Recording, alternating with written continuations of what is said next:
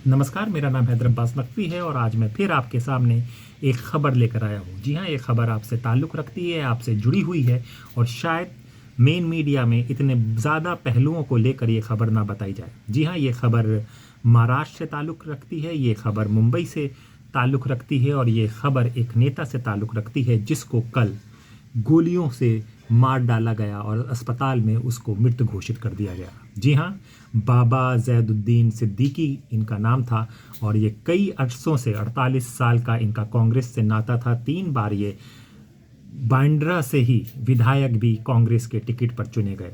फरवरी में इन्होंने कांग्रेस से 48 साल का 48 ईयर्स का नाता तोड़ के एनसीपी अजीत पवार की ज्वाइन कर ली। अभी कुछ दिन पहले सितंबर के करीब इन्होंने एक कंप्लेन लिखवाई थी जिसमें कहा गया था कि इनको जान से मारने की धमकी दी गई है, जिसके चलते इनको वाई ग्रेड की सिक्योरिटी प्रोवाइड की गई थी। पहले मैं ये बताता हूँ कि ये घटनाक्रम कैसे हुआ। 3 लोग हरियाणा और उत्तर प्रदेश से 1.5 महीने पहले मुंबई पहुंचते हैं। मुंबई पहुंचने के बाद वो बाबा ज़ैदुद्दीन सिद्दीकी की पूरी गतिविधियों पर नज़र रखते हैं। कहाँ जाते हैं, कितने बजे जाते हैं, कहाँ से निकलते हैं, कहाँ आते हैं, कैसे करते हैं, क्या नहीं करते हैं, इन सब को देखा गया, नोट किया गया, पूरा प्लान बनाया गया। और फिर दिन आता है शनिवार का दिन। जी हाँ, शनिवार का दिन 12 अक्टूबर, जब दशहरा पूरा देश मना रहा था और मुंबई में दशहरे के काफ़ी बड़ा उत्सव होता है क्योंकि उसमें कई प्रमुख पार्टियां जैसे शिवसेना उद्धव ठाकरे, शिवसेना शिंदे, एमएमएनएस, ये सब लोग एक बड़े मैदानों पे भाषण देते हैं और अपने आने वाले वक्त की, अपने आने वाली राजनीति की बातें अपने समर्थकों को बताते हैं। तो इसलिए इस दिन काफ़ी चहल पहल होती है, काफ़ी रौनक होती है और काफ़ी पुख्ता, मेरी बात को सुनिएगा, काफ़ी पुख्ता पुलिस का इंतज़ाम होता है। जी हाँ, पुलिस बहुत अलर्ट होती है। इससे 15 दिन पहले ही सब जगह चेक पोस्ट लग जाती हैं, आए दिन सबकी जांच होती है। ये होता है हाई अलर्ट पे पूरा प्रदेश को कर दिया जाता है। ये मुंबई का दशहरे से पहले का पूरा वातावरण पुलिस कंट्रोल कर लेती है। तो ये तीथ इन लोगों ने रिसर्च करते हैं और ये करने के बाद 12 अक्टूबर की शाम को आता है, 9 साढ़े 8 बजे का वक्त होता है। बाबा सिद्दीकी अपने बेटे जिशान सिद्दीकी, जो पहले जो कि कांग्रेस के टिकट से, जी हाँ, कांग्रेस के टिकट से विधायक बने थे, लेकिन फिर उनको पार्टी की गतिविधियों के विरोध में बोलने और काम करने के लिए उनको निलंबित कर दिया गया था। उनके ऑफिस में जाते हैं, कुछ बात होती है। बात होने के बाद ये दोनों बाप बेटे निकलते हैं और इनके ऑफिस के सामने मंदिर है जहाँ पर जश्न मन रहा था दशहरा का और पटाखे छोड़े जा रहे थे।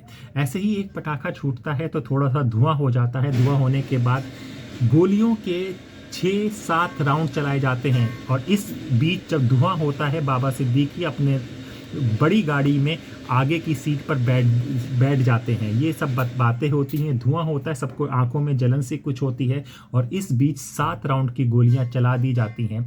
लोगों को लगता है कि ये पटाखों की आवाज़ है, इसलिए गोलियों पे ध्यान नहीं दिया जाता है, लेकिन ये गोलियां बाबा सिद्दीकी के सीने पे, पेट पर और पैर पर लगती हैं।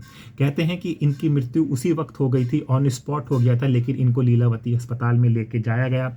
वहाँ पर ना इनका बीपी चल रहा था, ना हार्ट बीट हो रही थी और डॉक्टरों ने उनको मृत घोषित कर दिया गया।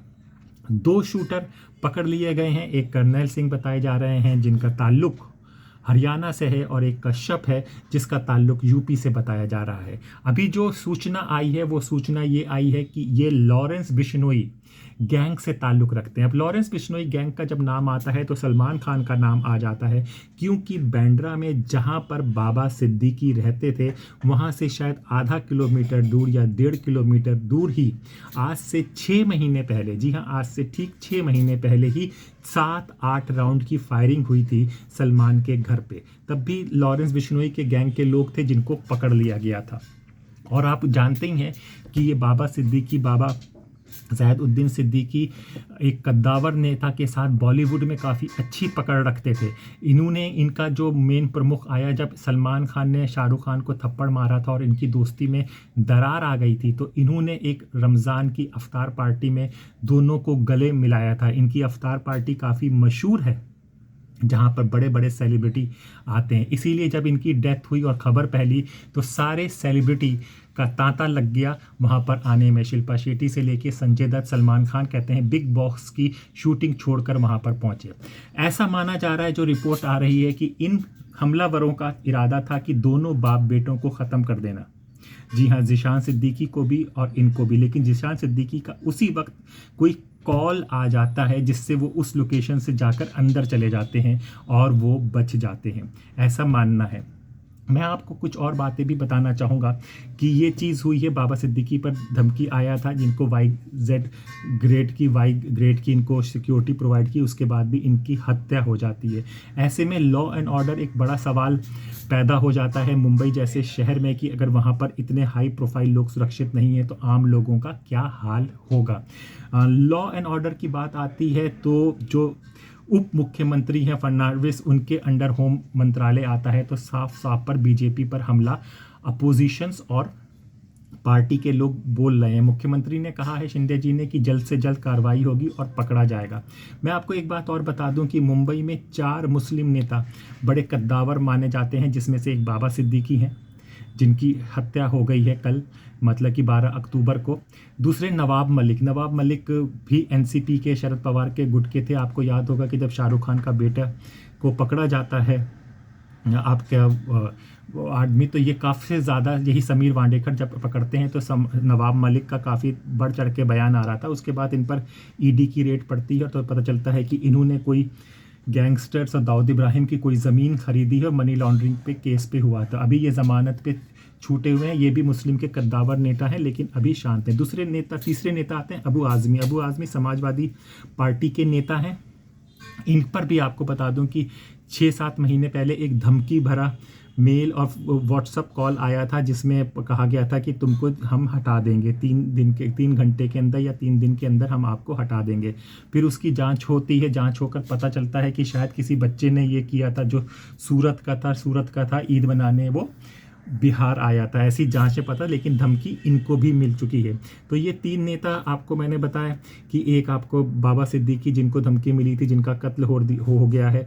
दूसरे नवाब मलिक, जो एकदम अब शांत है, जिन पे इन्फोर्समेंट और सीबीआई की रेड पड़ी हुई है। तीसरे अबू आज़मी, जिनको धमकी मिली हुई थी लेकिन धमकी पता नहीं चली। तीसरे चौथे जो हैं असलम शेख मुंबई के मालाड क्षेत्र से आते हैं और कांग्रेस के विधायक हैं। इनको भी आज से 6 महीने पहले गोल्डी बरार के लोगों ने धमकी दी थी कि तुमको मार दिया जाएगा। अब गोल्डी बरार कौन है और लॉरेंस बिश्नोई कौन है, ये आपको पता होगा कि लॉरेंस बिश्नोई गोल्डी बरार के गैंग का ही है और उनके लिए ही काम करते थे। फिर इसने अपने आप का गैंग बना दिया है। लॉरेंस बिश्नोई आज भी तिहाड़ जेल में है और कहते हैं कि तिहाड़ जेल से ही ये पूरा अपना नेटवर्क चलाता है।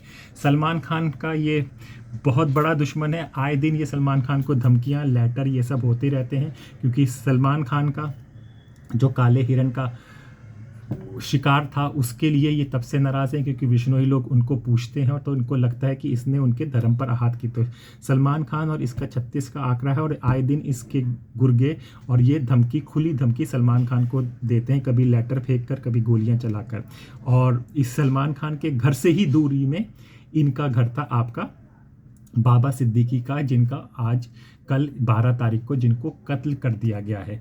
कत्ल करने के लिए ये लोग कहते हैं कि 1.5 महीने से रैकी कर रहे थे और अभी कुछ 5-7 दिन पहले ही इनको 9.9 mm रिवॉल्वर मिली है।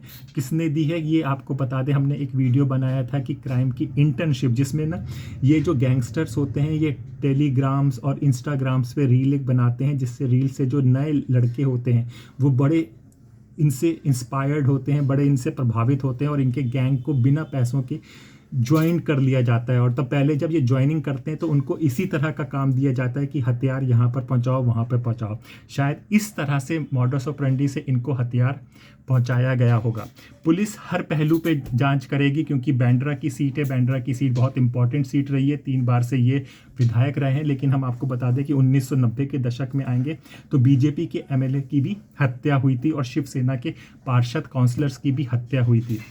बहुत हॉट सीट है, इसकी हर पहलू से जांच होगी, राजनीतिक पहलू भी देखा जाएगा, ये गैंग का पहलू भी देखा जाएगा। दूसरा SRA यानी कि जो आपकी झुग्गी झोपड़ियां हैं, इनका रीडेवलपमेंट का एक प्रोजेक्ट बहुत टाइम से अटका हुआ है, बहुत टाइम से हो रहा है, जिसको ये बाबा सिद्दीकी देख रहे हैं। तो ये प्रोजेक्ट का पहलू पर भी पुलिस जांच करेगी। लेकिन अभी जो सवाल है कि कानून व्यवस्था का इस तरह से और इतने हाई अलर्ट जोन और हाई अलर्ट डे के दिन पे अगर अपराधी किसी हाई प्रोफाइल आदमी को मार सकते हैं तो कानून व्यवस्था पर ज़रूर सवाल उठेंगे, जिसका जवाब वहाँ की सरकार को देना होगा और आम आदमी सुरक्षित रहे, इस पर काम करना होगा।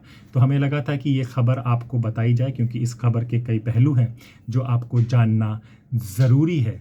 तो फिर होगी मुलाकात एक ऐसी ही खबर के साथ। तब तक के लिए अपने दोस्त हैदर अब्बास नकवी को इजाज़त दीजिए। नमस्कार।